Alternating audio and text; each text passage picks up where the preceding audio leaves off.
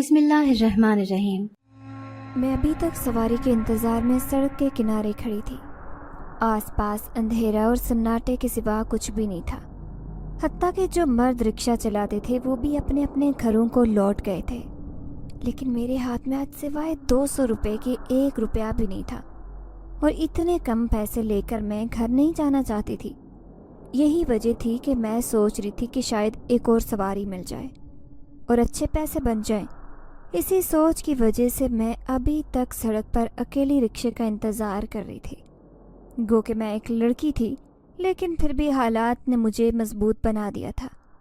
ابھی تھوڑی دیر ہی گزری تھی کہ اچانک دور سے ایک نوجوان مسافر بھاگتا ہوا آیا اور میرے رکشے میں بیٹھ گیا۔ ایسے لگ رہا تھا جیسے وہ کسی چیز سے ڈرا ہوا ہو۔ گھبرائے ہوئے انداز میں کہنے لگا، جلدی سے رکشہ چلاؤ اور دیکھو تیز چلانا۔ وہ مجھے بہت مشکوک لگ رہا تھا۔ مجھے شدید گھبراہٹ سی ہوئی، لیکن سواری مل گئی تھی، اس لیے جلدی سے رکشہ سٹارٹ کیا اور تیزی سے بھگانا شروع کر دیا۔ وہ بار بار مڑ کر پیچھے دیکھتا جیسے کوئی اس کا پیچھا کر رہا ہو۔ میرے دل میں خیال آیا کہ کہیں یہ کوئی چور ڈاکو تو نہیں ہے۔ پھر میں نے اس بات کو نظر انداز کر دیا۔ سیدھا سڑک پر رکشہ چلاتے مجھے کافی دیر ہو گئی تھی۔ تنگ آ کر میں کہنے لگی، بھائی صاحب آپ کو کہاں جانا ہے؟ ابھی تک چادر میں اس کا چہرہ بھی واضح نہیں تھا۔ اندھیرے میں بیٹھا ہوا وہ بہت عجیب و غریب لگ رہا تھا۔ لمبا چوڑا وجود، اوپر سے کالی سیاہ بڑی بڑی خوفناک آنکھیں۔ مجھے شدید گھبراہٹ ہونے لگی۔ میرا بس نہیں چل رہا تھا کہ میں اسے اسی وقت کہہ دیتی کہ وہ رکشے سے اتر جائے۔ وہ کہنے لگا، بس سیدھی سڑک پر لے کر چلتی رہو، جب میرا ٹھکانہ آئے گا تو میں تمہیں روکنے کا بھی کہہ دوں گا۔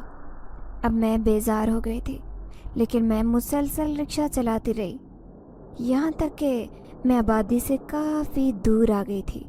اب تو ہر طرف سناٹا تھا، خاردار جھاڑیوں اور کسی بھی انسان کا نام و نشان نہیں تھا۔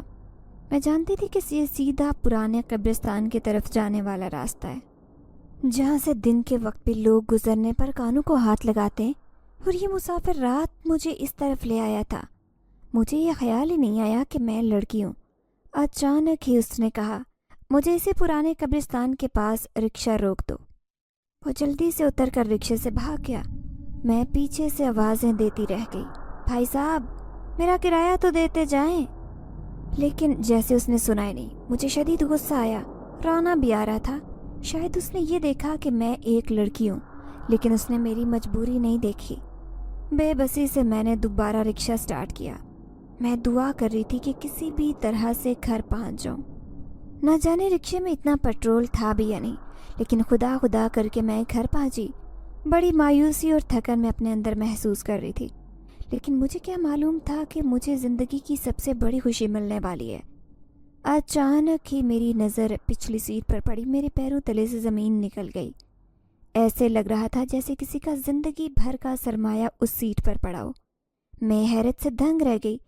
میں نے جیسے ہی اس چیز کو اٹھایا تو میں بے اختیار مسافر کو یاد کرنے لگی، حالانکہ اس سے پہلے میں اسے بد دعائیں دے رہی تھی، کیونکہ وہ میرا رکشے کا کرایہ دیے بغیر ہی بھاگ گیا تھا۔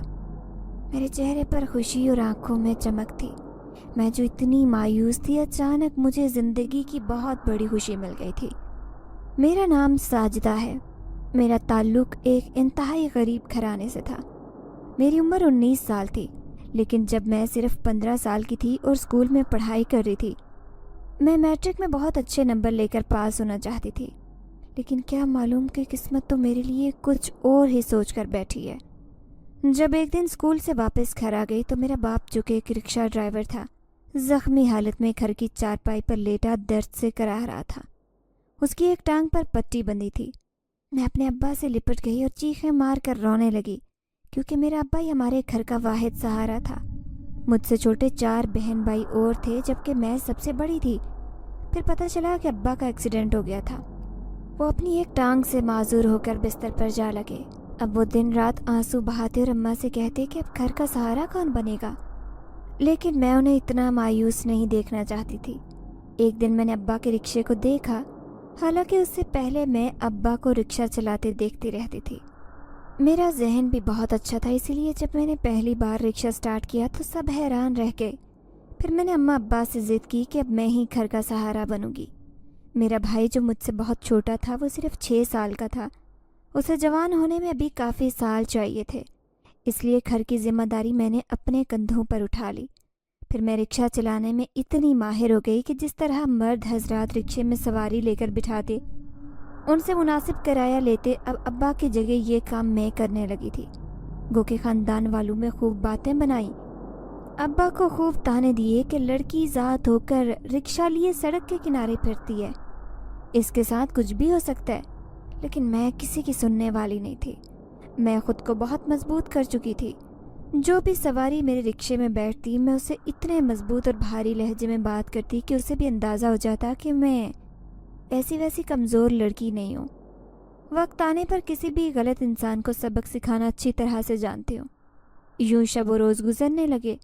ابا کی روزانہ کی دوائیاں، گھر کا خرچہ اور چھوٹے بہن بھائیوں کی اسکول کی فیسیں اور دوسرے اخراجات میں اکیلی ہی پورے کرنے والی تھی.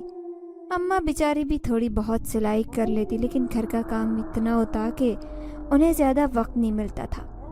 میں تو چاہتی تھی کہ میرے روزانہ اچھے پیسے بنے، لیکن اتنی سواری ملتی نہیں تھی. آج جو سواری ملی تھی اس نے تو میرے ہوش اڑا دیے.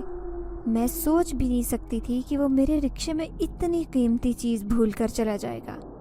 میں نے کالے شاپر میں لپٹی وہ چیز کھول کر دیکھی تو میرے پیروں تلے سے زمین نکل گئی، کیونکہ وہ سونے کے خوبصورت کنگن تھے جو انتہائی حسین تھے اور رات کی تاریکی میں خوب چمک رہے تھے. اب ان کنگن کو لے کر میں گھر کے اندر آ گئی تھی.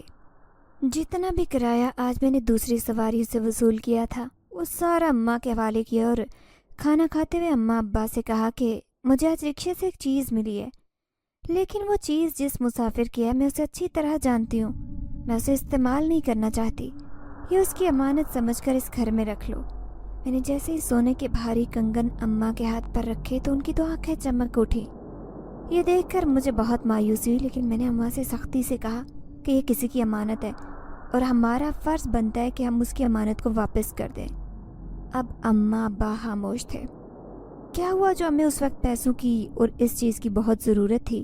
یہ چیز ہماری قسمت بدل سکتی تھی، لیکن یہ بات میں اچھی طرح سے جانتی تھی کہ یہ ہماری نہیں ہے، یہ کسی کی امانت ہے. اسی لیے میں نے اماں سے کہا کہ جب بھی مجھے اس مسافر کے بارے میں پتہ چلے گا میں یہ کنگن اسے لوٹا دوں گی. ابا نے بھی میری تائید کی تھی. یوں اگلے دن میں پھر سے رکشہ لے کر نکلی اور اسی جگہ پر کھڑی ہو گئی. میں حیران تھی کہ کوئی اگر اتنی قیمتی چیز بھول کر چلا جائے تو پھر وہ اسے واپس لینے کیوں نہیں آیا. میرے دل میں یہ خیال بھی آیا کہ وہ شکل سے چور ڈاکو لگ رہا تھا، کہیں اس نے یہ کنگن چوری نہ کیا ہوں. یہی سوچ کر میں یوں خوبصورت کنگن استعمال نہیں کرنا چاہتی تھی. اگلے دن رات کو میں گھر گئی تو اماں مجھے کچھ پریشان دکھائی دے رہی تھی. میں نے ان سے پریشانی کی وجہ جاننا چاہی، لیکن انہوں نے مجھے کچھ بتایا ہی نہیں. میں بھی کھانا کھا کر گہری نیند سو گئی. لیکن رات ہوتے ہی مجھے عجیب سی ہلچل گھر میں محسوس ہوئی، جیسے کوئی باہر صحن میں گھوم رہا ہو. مجھے باقاعدہ کوئی دکھائی دیا تھا. میں فوراً اٹھ کر بیٹھی، لیکن حیران رہ گئی. اس سے پہلے ہی اماں صحن میں موجود تھی، جبکہ وہ چیز پلک جھپکنے میں ہی غائب ہو گئی. اماں پریشانی سے ٹارچ ادھر ادھر مار کر دیکھ رہی تھی. میں اماں سے کہنے لگی، اماں کیا ابھی آپ نے بھی کسی کو صحن میں چلتے پھرتے دیکھا ہے؟ اماں کہنے لگی، ہاں بیٹی، جبھی تو میں اٹھ کر کمرے سے باہر آئی ہوں. اماں حیرت سے سوچتے ہوئے کہنے لگی کہ کوئی چور تو نہیں تھا. لیکن مجھے وہ چور نہیں لگ رہا تھا، کیونکہ اس طرح سے اچانک کسی کا نظر آنا اور پھر غائب ہو جانا. میں عجیب وہم میں مبتلا ہو گئی. پھر اماں کہنے لگی، جا ساجدہ بیٹی، تو جا کر سو جا، تجھے صبح رکشہ لے کر بھی نکلنا ہے. اماں کی بات پر میں جلدی سے بستر میں آ کے لیٹ گئی، کیونکہ تھکن سے میرا برا حال تھا. پھر صبح میں ان باتوں کو فراموش کر چکی تھی، لیکن ایسے لگ رہا تھا جیسے اماں مجھے کچھ کہنا چاہتی ہے، لیکن ان کی ہمت نہیں ہو رہی. میں نے چند لمحے اس بات پر غور کیا، پھر اپنا رکشہ لے کر نکل پڑی. آج پھر میں نے اسی جگہ پر کھڑے ہو کر رکشے کا انتظار کیا جس کی امانت میرے پاس تھی، لیکن آج بھی وہ نظر نہیں آیا. لیکن اس پرانے قبرستان کی طرف جانے کی مجھ میں ہمت نہیں تھی، کیونکہ میں اکیلی وہاں جا نہیں سکتی تھی. میں ایک لڑکی تھی اور مجھے ایسی چیزوں سے ڈر بھی لگتا تھا. اسی لیے میں نے سوچ لیا تھا کہ اگر وہ خود ہی کنگن لینے آئے گا جو اس کے لیے بہت قیمتی ہوں گے تو میں اس کے حوالے کر دوں گی. ورنہ خود سے وہاں نہیں جاؤں گی۔ لیکن آج رات بڑا عجیب و غریب واقعہ ہوا، جب رات کو اچانک ہی ایک چمکتی سی روشنی پورے گھر میں نظر آئی، کیونکہ وہ صحن میں نظر آتی تھی تو کبھی کمرے میں، اور تو وہ میرے سامنے بھی چمکتی رہی۔ میں نے بے اختیار چیخ ماری۔ چھوٹے بہن بھائی بھی سہم کر اٹھ گئے، جبکہ اماں پہلے ہی جاگ رہی تھی۔ لیکن صبح ہوتے ہی اماں کہنے لگی، ساجدہ بیٹی، یہ کنگن جس کے ہیں اس کے حوالے کر دے، میں نہیں چاہتی کہ ہمارے گھر میں کوئی نقصان ہو جائے۔ میں حیرت سے کہنے لگی، اماں کیسی باتیں کر رہی ہو، کیسا نقصان؟ اماں نے میرے کان میں سرگوشی کی اور کہنے لگی، تیرے چھوٹے بہن بھائیوں کے سامنے میں یہ بات نہیں کہنا چاہتی، لیکن جب سے یہ کنگن ہمارے گھر آئے، ہمارے گھر میں غیر فطری معاملات شروع ہو گئے۔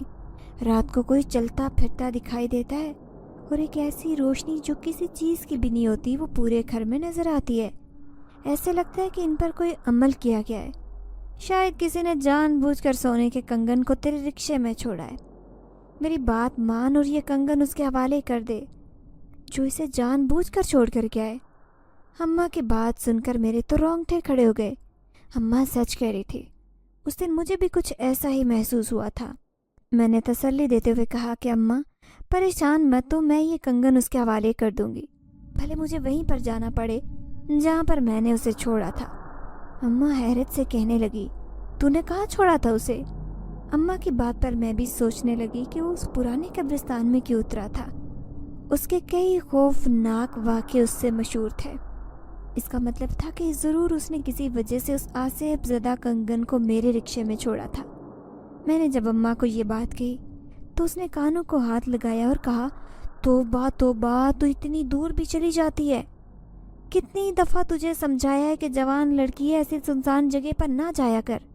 میں کہنے لگی، اماں کرائے کے لالچ میں چلی گئی تھی، لیکن مجھے یہ بنا کرایہ دیے ہی بھاگ کر اس سنسان قبرستان میں غائب ہو گیا۔ میں اس کے پیچھے بھی گئی لیکن اس کا وجود کہیں دکھائی نہیں دیا۔ اماں کی آنکھیں پھٹی کی پھٹی رہ گئی۔ وہ کہنے لگی، ضرور ان کے پیچھے کوئی راز ہے میری بیٹی، ابھی انہیں لے کر جا اور اس نوجوان کے حوالے کر دے جو نہ جانے کس مقصد کے لیے کسی کے کنگن چوری کر کے لایا۔ پھر اگلے دن میں نے ان کنگن کو اپنے پاس رکھا۔ پورا دن رکشہ چلاتی رہی۔ جیسے ہی شام ہوئی میں نے وہیں پر جانے کا فیصلہ کیا۔ ابھی اتنا اندھیرا نہیں ہوا تھا، میں آرام سے وہاں جا سکتی تھی۔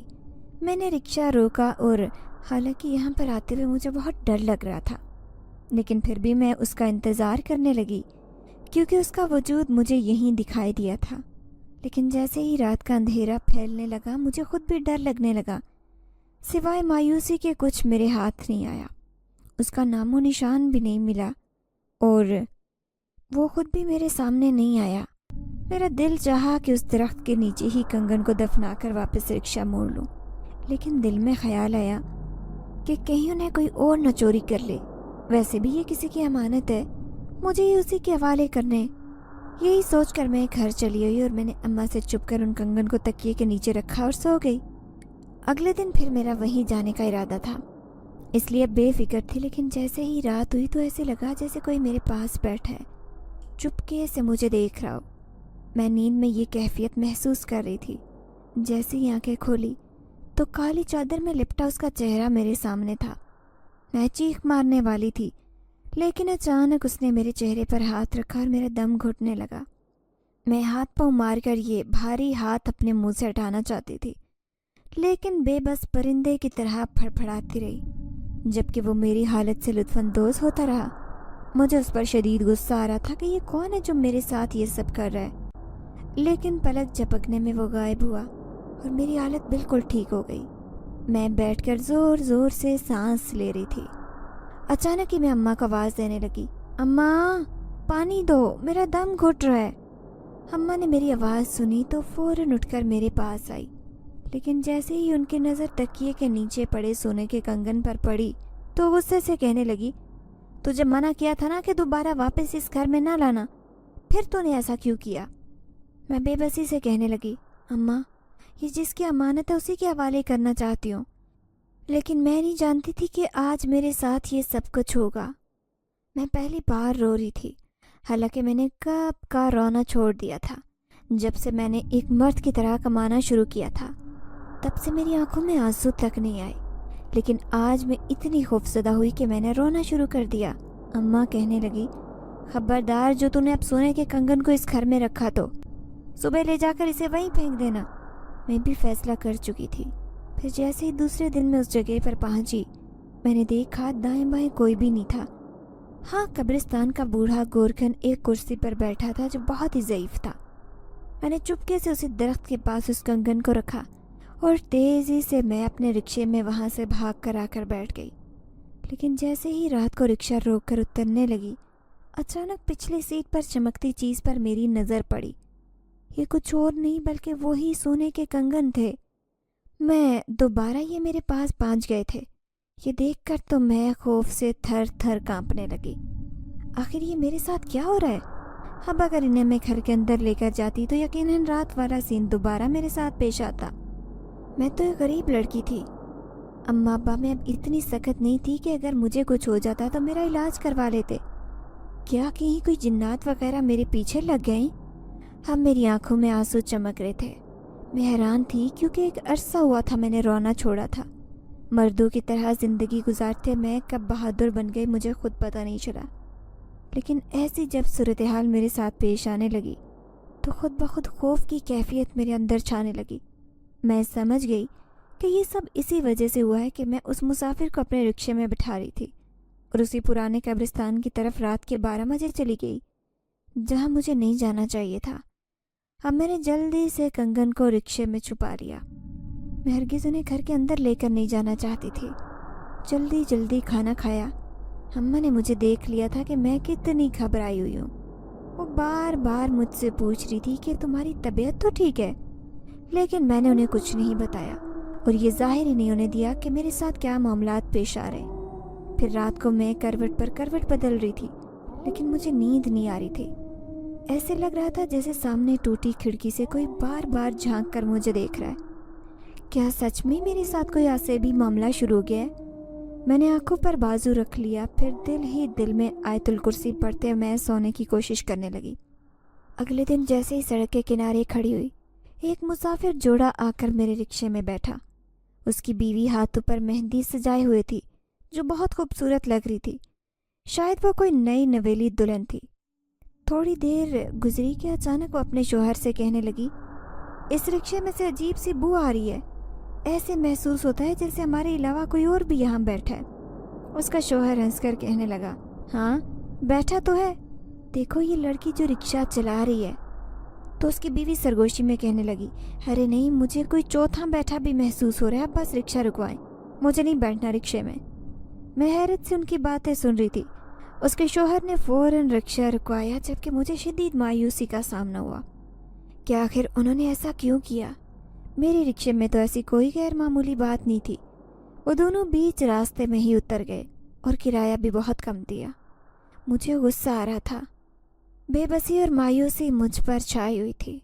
میں پھر اسی پرانے قبرستان کے پاس پہنچ گئی۔ اب میں نے اپنا دل مضبوط کر لیا تھا۔ میں نے سوچا کہ جو کچھ بھی ہوگا دیکھا جائے گا، لیکن آج میں اسے تلاش کر کے رہوں گی۔ اب میں اس قبرستان کے اندر آ گئی۔ میں نے باہر ہی رکشہ کھڑا کیا اور خود اس شخص کو تلاش کرنے لگی جس کے گھر کا مجھے بھی پتہ معلوم نہیں تھا۔ میں بس دل ہی دل میں دعائیں کر رہی تھی کہ وہ میرے سامنے آ جائے۔ تبھی اچانک درخت کے پیچھے سے مجھے کسی کے رونے کی آواز آئی تھی۔ یہ آواز اس قدر عجیب اور بھیانک تھی کہ میرے تو رونگٹے کھڑے ہو گئے۔ میں دائیں بائیں پلٹ کر دیکھنے لگی۔ سامنے ہی کوئی وجود گھٹنوں میں منہ چھپائے بیٹھا تھا، لیکن وہ ایک نوجوان تھا۔ رات کے اندھیرے میں اس کی شکل تو نہیں دیکھ پائی، لیکن مجھے 100% یقین تھا کہ یہ کوئی اور نہیں بلکہ وہی ہے۔ میں جیسے ہی اس کے سامنے گئی، اچانک اس نے چہرہ اوپر اٹھایا اور دیکھ کر میرا دل دھک سے رہ گیا۔ میرا شک درست نکلا، وہ کوئی اور نہیں بلکہ وہی تھا جو اس رات میرے رکشے میں بیٹھا تھا۔ رات کا اندھیرا چاروں طرف پھیل گیا۔ تبھی میں نے غصے سے وہ کنگن اس کے قدموں میں پھینکے اور کہنے لگی، یہ لو، تم انتہائی غلیظ انسان ہو، تم نے میرے ساتھ ایسا کیوں کیا؟ جو عذاب تمہارے پیچھے تھا تم نے اسے میرے پیچھے لگا دیا۔ یہ سن کر وہ ایک دم سے کھڑا ہوا۔ میرا دم گھٹنے لگا کیونکہ اس کا وجود بہت زیادہ لمبا چوڑا تھا، جیسے کہ کوئی عام انسان نہیں ہوتا، وہ بالکل ویسا نہیں تھا۔ وہ بہت ہی عجیب و غریب سا لگ رہا تھا۔ میں 2 قدم پیچھے ہوئی تو وہ کہنے لگا، کیوں ڈر رہی ہو مجھ سے؟ دراصل میں تو تمہارے سامنے آنا چاہتا تھا، تمہیں اپنی کہانی سنانا چاہتا تھا، اسی لیے بار بار تمہارے ساتھ یہ سب کیا، مجھے معاف کر دو۔ میں حیرت سے کہنے لگی، کیسی کہانی؟ اور تم ہو کون؟ اس نے لمحے بھر کو میری طرف دیکھا، پھر کہنے لگا، اگر تم ان سب سے پیچھا چھڑانا چاہتی ہو تو مجھ سے بھی تو میری کہانی تمہیں سننی پڑے گی، کیونکہ میں اس دنیا سے آیا ہوں اور اپنے دل کی بات بنا بتائے یہاں سے نہیں جاؤں گا، اسی لیے تمہیں سب کچھ سننا ہوگا۔ وہ مجھے بہت ہی عجیب لگ رہا تھا، اس لیے میں نے اسے کہہ دیا کہ ٹھیک ہے، میں تمہاری کہانی ضرور سنوں گی، لیکن تمہیں مجھے اپنی سچائی بتانی ہوگی۔ غور سے وہ میری شکل دیکھ رہا تھا، جبکہ میں یہاں سے بھاگنا چاہتی تھی، لیکن اس پرانے قبرستان سے بھاگنا اتنا بھی آسان نہیں تھا۔ وہ کہنے لگا، میں یہاں پر ہی رہتا ہوں، یہی میرا ٹھکانہ ہے، کیونکہ میں انسان نہیں ایک جن ذات ہوں۔ اس کی یہ خوفناک بات سن کر میرا تو جیسے سانس ہی وہیں تھم گیا تھا۔ میں بے یقینی سے اسے دیکھ رہی تھی، جو اپنی عجیب و غریب کہانی سنا رہا تھا۔ مجھے یقین نہیں آ رہا تھا کہ اس رات رکشے میں بیٹھنے والا وہ جوان جن ذات ہوگا۔ میں دل میں سوچنے لگی کہ وہ میرے پیچھے کیوں پڑ گیا ہے، آخر میں نے اس کا کیا بگاڑا ہے؟ فوراً ہی میرے ذہن کی بات اس نے جان لی تو وہ کہنے لگا، تم نے میرا کچھ نہیں بگاڑا، لیکن تمہارے جیسی ایک خوبصورت حسین و جمیل لڑکی نے مجھے برباد کر دیا۔ یوں سمجھو کہ اسی کی وجہ سے ان حالات سے گزر رہا ہوں۔ دراصل مجھے آج تمہاری مدد کی ضرورت ہے، اسی لیے بار بار تمہارے سامنے آنا چاہتا تھا۔ اس رات بھی تم مجھے وہاں سے لے کر فرار نہ ہوتی تو شاید میں آج زندہ نہ ہوتا۔ میں حیران ہو کر کہنے لگی، لیکن جنات تو بہت طاقتور ہوتے، کیا تمہارے ساتھ بھی کوئی غلط کر سکتا ہے؟ ایک دم ہی اس کی آنکھیں چمکنے لگی، وہ اداس لہجے میں کہنے لگا، ہاں، ایک ایسے انسانی لڑکی نے مجھے دھوکہ دیا، ایسا دھوکہ جو میں بھول نہیں پا رہا۔ اگر میری مدد کرو تو میں پھر سے اپنی دنیا میں واپس چلا جاؤں گا، میں کبھی کسی کو پریشان نہیں کروں گا۔ حالانکہ یہاں رہتے ہوئے بھی میری جان کو خطرہ ہے، لیکن پھر بھی یہاں رہنے پر مجبور ہوں۔ لیکن آج تمہیں میں نے بلایا ہے۔ دراصل یہ سونے کے کنگن نا جادوئی ہیں اور ان میں بہت ہی طاقتیں ہیں، بلکہ ان کے ذریعے میں تم سے رابطے میں رہنا چاہتا ہوں۔ اگر تم چاہو تو یہ سونے کے کنگن تمہارے ہو سکتے ہیں، لیکن اس کے لیے تمہیں میرا چھوٹا سا کام کرنا پڑے گا۔ میں حیرت سے کہنے لگی، کیسا کام؟ تو وہ کہنے لگا، دراصل یہ کہانی کئی دن پہلے میرے ساتھ پیش آئی، جب میں اپنی دنیا میں بڑے آرام اور سکون سے رہ رہا تھا، لیکن اچانک ہی جنات کے سردار نے ہمارے سارے نوجوان جن زادوں کو اپنے محل میں بلایا اور کہنے لگا، انسانی دنیا سے ایک پیغام آیا ہے، کسی بھی نوجوان جن ذات کو وہاں جانا ہوگا، کیونکہ ایک لڑکی نے تم سب میں سے کسی کو بلایا ہے۔ وہ ایک انسانی لڑکی ہے، بہت خوبصورت، جسے دیکھ کر کوئی بھی جن ذات عاشق ہو جائے۔ میں تو پہلے ہی لڑکیوں کا عاشق تھا انسانی، اسی لیے فوراً وہاں سے جانے پر تیار ہو گیا، لیکن جیسے ہی میں نے اس لڑکی کو دیکھا تو اپنی خوش نصیبی پر رشک آیا۔ میں نے ایک اچھا فیصلہ کیا کہ یہاں چلا آیا، لیکن لڑکی نے جو شوق میں مجھے اپنی دوستوں کے ساتھ مل کر بلوایا تھا، وہ مجھے دیکھ کر سخت خوفزدہ ہو گئی اور چیخیں مارنے لگی۔ اب مجھے اس پر غصہ آ رہا تھا، پہلے اس نے مجھے یہاں بلایا اور اب خوفزدہ ہونے کے ڈرامے کر رہی تھی۔ میں وہیں پر اس کے کمرے میں چھپ گیا، لیکن اس نے پورا آسمان سر پر اٹھا لیا۔ وہ میری شکل سے، میرے وجود سے، سب سے خوف محسوس کر رہی تھی۔ اس کے گھر والے یہ بات نہیں جانتے تھے کہ اس نے مجھے انسانوں کی دنیا میں بلوایا ہے، جبکہ اس نے اپنی سہیلیوں کے ساتھ مل کر یہ عمل کیا تھا۔ لیکن اس کا باپ ایک عامل تھا، وہ جان گیا تھا کہ اس کی بیٹی نے کیا کارنامہ کیا ہے، ایک خطرناک عمل کر کے ایک جن ذات کو اپنی دنیا سے بلوایا ہے۔ وہ پلک جھپکتے میں ہی میرے وجود کو جان چکا تھا۔ پہلے تو وہ خاموش ہو گیا، اس نے اس لڑکی کو چپ رہنے کا اشارہ کیا، لیکن میں نہیں جانتا تھا کہ اس خاموشی کے پیچھے ایک طوفان چھپا ہے۔ پہلے تو میں خاموشی سے اس کے کمرے میں رہتا، لیکن ایک رات جب وہ لڑکی سوئی تو وہ لڑکی مجھے اتنی اچھی لگی کہ میں فوراً اس کے سامنے آ گیا۔ وہ ایک بار پھر سے مجھے دیکھ کر چیخ رہی تھی، لیکن میں نے اسے خاموش کروا دیا۔ میں اس کے بالوں سے کھیلتا، اسے دیکھتا۔ اس کے کمرے میں رہ کر مجھے بہت سکون ملتا، کیونکہ میں اس پر پہلی نظر میں ہی عاشق ہو گیا تھا، لیکن نہیں جانتا تھا کہ میری یہ حرکتیں مجھے لے ڈوبیں گی۔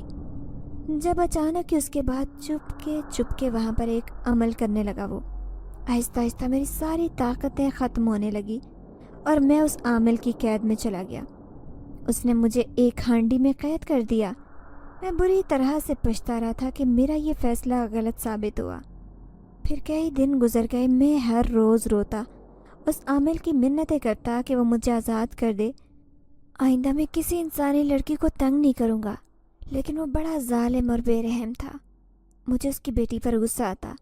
کبھی کبھی دل چاہتا کہ جیسے ہی اس ہانڈی سے آزادی ملے گی میں اس لڑکی سے بدلہ ضرور لوں گا، لیکن پھر خیال آتا کہ کہیں یہ مجھے آزاد ہی نہ کرے۔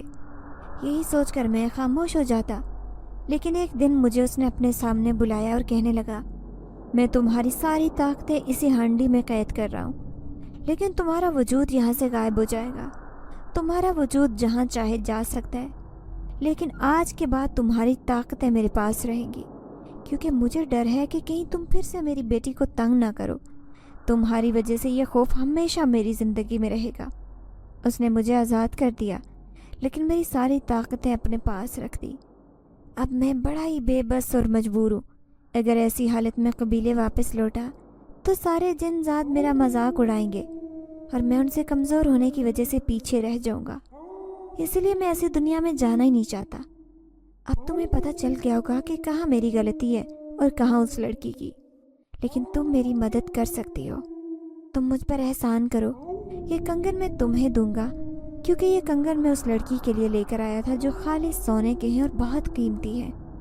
اب میں حیرت سے اس کی طرف دیکھتے ہوئے کہنے لگی، لیکن میں تمہاری مدد کیسے کر سکتی ہوں؟ نہ میں اس عامل کو جانتی ہوں، نہ اس لڑکی کو۔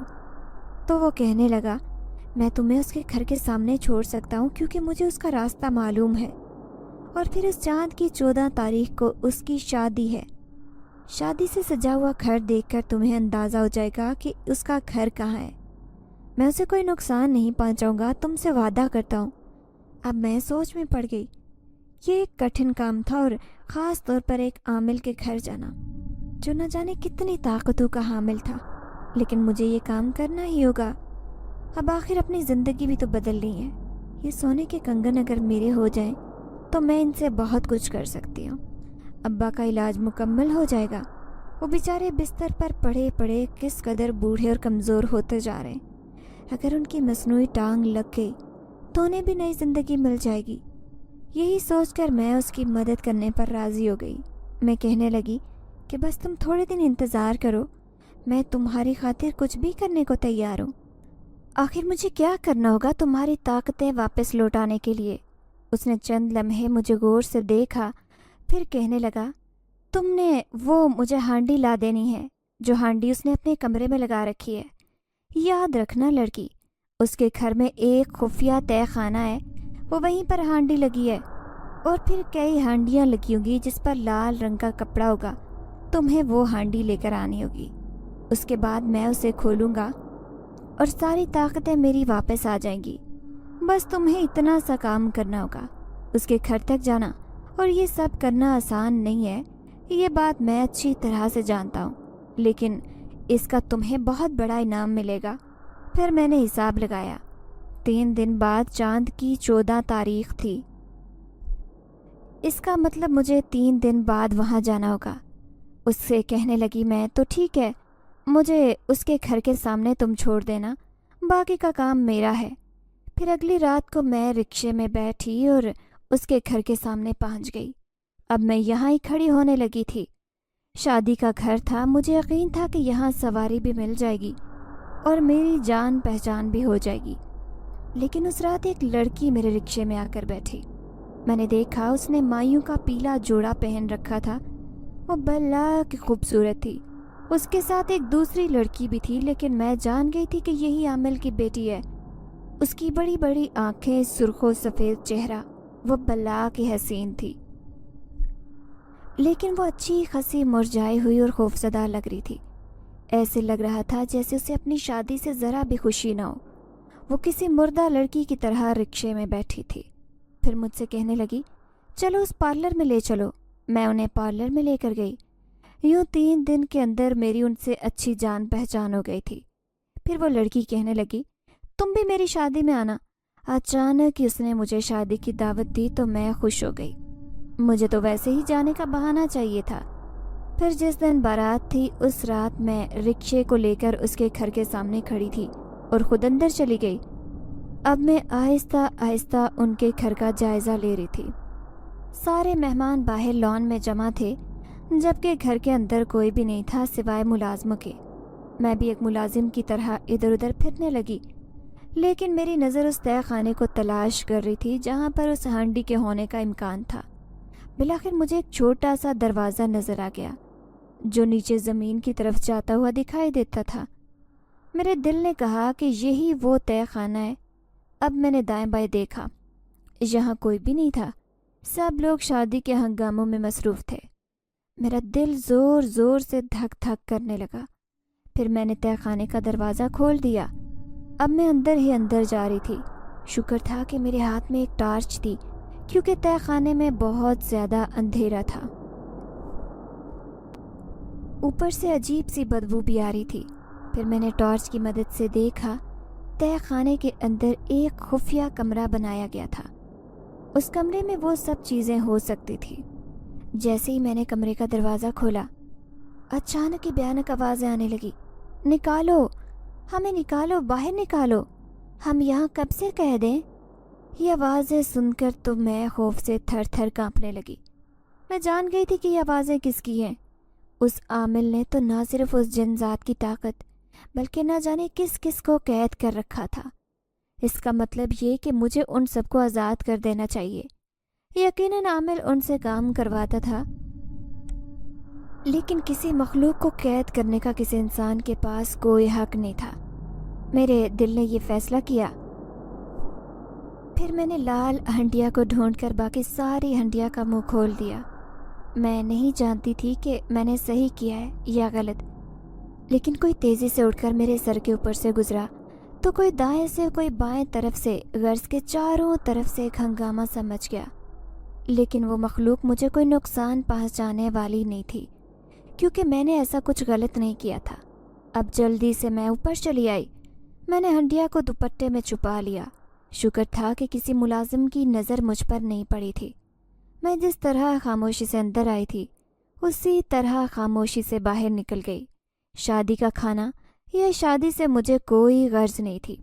میں اپنا کام کرنے آئی تھی اور میرا کام ہو گیا تھا۔ خوشی خوشی میں نے رکشہ سٹارٹ کیا، لیکن اچانک ہی کسی نے مجھے آواز دی تھی، اے لڑکی، رکو، کہاں جا رہی ہو؟ رک جاؤ۔ میں نے رکشے کے شیشے میں اسے دیکھا تو وہ عامل، اس نے سفید رنگ کا لباس پہن رکھا تھا، میرے رکشے کے پیچھے پیچھے بھاگ رہا تھا۔ شاید اسے سب کچھ معلوم ہو گیا تھا۔ یہ دیکھ کر میرے پیروں تلے سے زمین نکل گئی۔ اب میں نے اور بھی تیزی سے وہاں سے بھاگنا شروع کر دیا۔ میں بہت دور ہو جانا چاہتی تھی، لیکن عامل کے ذہن میں یہ بات نہیں آئی کہ وہ میرا پیچھا کرے۔ شاید اس کی بیٹی کی شادی تھی، اسی لیے وہ زیادہ دیر تک میرا پیچھا نہیں کر سکا اور میں وہاں سے فرار ہونے میں کامیاب ہو گئی، حالانکہ میرا پورا وجود کانپ رہا تھا۔ مجھے ڈر تھا کہ کہیں وہ میرے گھر تک نہ پہنچ جائے، مجھے برباد نہ کر دے، لیکن میرا کام ہو گیا تھا۔ اس کی مجھے بہت خوشی تھی۔ رات کے 12 بج رہے تھے اور میں ابھی تک گھر نہیں پہنچی تھی۔ میں وہاں پر چلی آئی اور پھر اسی پرانے قبرستان پر جہاں وہ جن زاد میرا انتظار کر رہا تھا۔ میں نے دیکھا اس کی آنکھوں میں خوشی کی چمک تھی۔ شاید وہ جان گیا تھا کہ میں اس کا بتایا ہوا کام کر چکی ہوں۔ تھوڑی ہی دیر بعد اس نے ہانڈی کا ڈھکن کھولا، جیسے ہاتھ پھیلا کر کھڑا ہو گیا۔ اس کا وجود بہت زیادہ اونچا، لمبا اور خوفناک تھا۔ پھر وہ کہنے لگا، تم نے میری خواہش پوری کر دی، اب میں تمہاری خواہش پوری کروں گا۔ یہ لو سونے کے کنگن، اور آگے بھی اگر تمہیں میری ضرورت پڑی تو میں تمہاری مدد کرنے کے لیے ضرور آؤں گا۔ اب جاؤ اپنے گھر میں تمہیں حفاظت سے چھوڑ دیتا ہوں، پھر میں بھی اپنی دنیا میں واپس چلا جاؤں گا۔ وہ دونوں سونے کے کنگن جو میرے لیے بہت قیمتی تھے، میں خوشی خوشی انہیں لے کر گھر چلی آئی۔ پھر وہ ہمیشہ کے لیے اپنی دنیا میں لوٹ گیا۔ لیکن جب میں نے اماں کو دکھائے کنگن تو اماں نے انہیں غصے سے پھینک دیا اور کہنے لگی، تو باز نہیں آئے گی؟ تو انہیں واپس کیوں لائی ہے؟ تو میں خوشی سے کہنے لگی، اماں اب سارا معاملہ حل ہو گیا ہے۔ یوں سمجھ لیں کہ جو اس کا مالک تھا اس نے ہمیں یہ سب کچھ خوشی خوشی دیا ہے، اس لیے فکر کرنے کی ضرورت نہیں ہے۔ میں انہیں استعمال کر کے اپنا اور ابا کا مستقبل سنواروں گی۔ اماں خوف زدہ تھی، لیکن میں نے ان کا خوف دور کر دیا تھا۔ اگلے ہی دن سونار کی دکان پر جا کر وہ سونے کے کنگن بیچ دیے جس کی قیمت لاکھوں میں تھی۔ میں نے یہ گھر چھوڑنے کا فیصلہ کیا تھا کیونکہ یہ گھر کرائے پر تھا اور ہمیں اتنے پیسوں میں کسی دوسری جگہ کرائے پر گھر آرام سے مل سکتا تھا، لیکن میرا ارادہ اپنا گھر خریدنے کا تھا اور ابا کا علاج کروانے کا۔ پھر میں نے اپنی دونوں خواہشیں پوری کی، ساتھ میں ایک رکشہ بھی لے لیا جو کسی دوسرے شخص کو لے کر دیا تھا۔ یوں ہمارے گھر کا بہت اچھے سے گزارا ہو رہا تھا اور گھر کے حالات بھی بدل گئے۔ لیکن ایک دن جب میں گھر گئی تو اماں کہنے لگی، کوئی تیرا پوچھنے آیا تھا، بڑا ہی عجیب و غریب سا آدمی تھا، مجھے تو دیکھ کر بھی ڈر لگا۔ کہنے لگا، تیری بیٹی ساجدہ کہاں ہے جو رکشہ چلاتی ہے؟ مجھے اس سے ملاقات کرنی ہے۔ میں نے بہانہ بنایا کہ اس نے رکشہ چلانا چھوڑ دیا ہے کیونکہ مجھے وہ آدمی صحیح نہیں لگ رہا تھا۔ اماں کی بات سن کر میں ڈر گئی تھی، دل ہی دل میں سوچنے لگی کہ نہ جانے کون ہوگا، اماں کس کا ذکر کر رہی ہیں۔ لیکن پھر اچانک ذہن میں جھماکا ہوا تھا کہ کہیں وہ عامل تو نہیں جو میرا پوچھتے پوچھتے یہاں تک آ گیا ہو، کیونکہ وہ اتنا طاقتور تھا کہ کچھ بھی کر سکتا تھا۔ لیکن ایک دن جب میں سڑک کے کنارے کھڑی ہوئی تو کوئی چپکے سے میرے رکشے میں آ کر بیٹھ گیا۔ میں نے پلٹ کر دیکھا تو جیسے پتھر کی ہو گئی۔ یہ تو وہی عامل تھا جو مجھے لال انگارہ آنکھوں سے دیکھ رہا تھا۔ اے لڑکی، چلو جہاں میں کہتا ہوں وہیں رکشہ لے کر چلو۔ اس کی آواز اتنی بھاری اور خوفناک تھی کہ میں چوں بھی نہیں کر سکی۔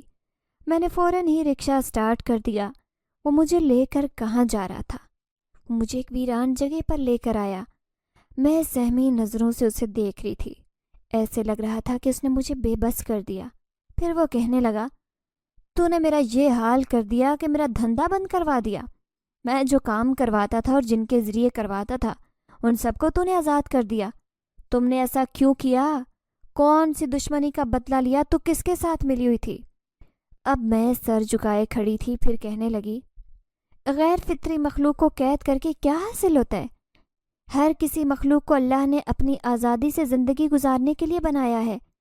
اس نے غور سے میرا چہرہ دیکھا، پھر کہنے لگا، جب تک تو اپنا مقصد نہیں بتائے گی میں تجھے یہاں سے جانے نہیں دوں گا۔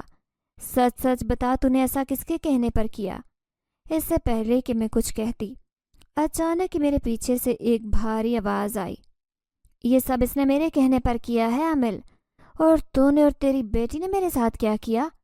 تیری بیٹی کی نادانیوں نے تجھے اس حال تک پہنچایا ہے۔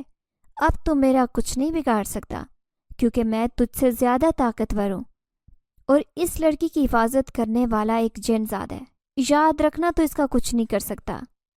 میں نے پلٹ کر دیکھا، وہ جن زاد میرے پیچھے کھڑا تھا۔ عامل سمجھ گیا کہ وہ بے بس ہے، اب وہ میرا کچھ نہیں کر سکتا۔ پھر وہ کہنے لگا، میری بیٹی نازو تو بے وقوف تھی، اسے تو بچپن سے ہی ایسی چیزوں کا شوق تھا۔ اپنی سہیلیوں کے ساتھ مل کر اس نے مجھ سے پوچھے بغیر ہی میری کتاب میں سے خطرناک عمل کیا اور ایک جن ذات کو اپنے سامنے بلوا لیا۔ لیکن جب اس نے دیکھا کہ یہ حقیقت میں کیسے ہوتے ہیں تو وہ اسے دیکھ کر اس قدر خوفزدہ ہوئی کہ 4 دن تک بخار میں مبتلا رہی۔ لیکن میں نہیں جانتا تھا کہ وہ اس کے پیچھے پڑ جائے گا، اسی لیے میں اپنی طاقت کے نشے میں چور تھا۔ میں جانتا تھا کہ وہ میری بیٹی کا کچھ نہیں بگاڑ سکتا، اسی لیے میں نے اسے قید کیا تھا۔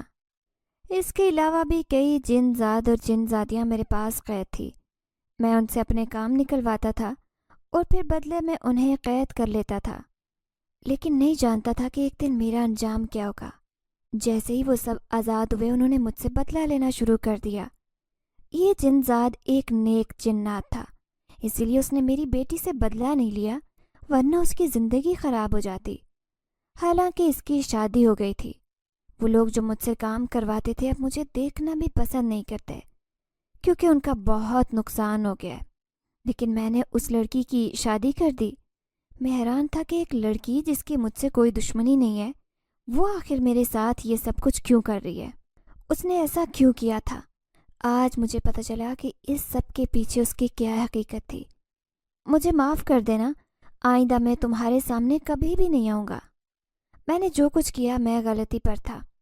بس ایک درخواست ہے، میری معصوم سی بیٹی کو کبھی تکلیف نہ دینا اور نہ ہی اپنی بات پر بدلہ لینا، کیونکہ بڑی مشکل سے وہ یہ سب کچھ بھولنے کے لائق ہوئی ہے۔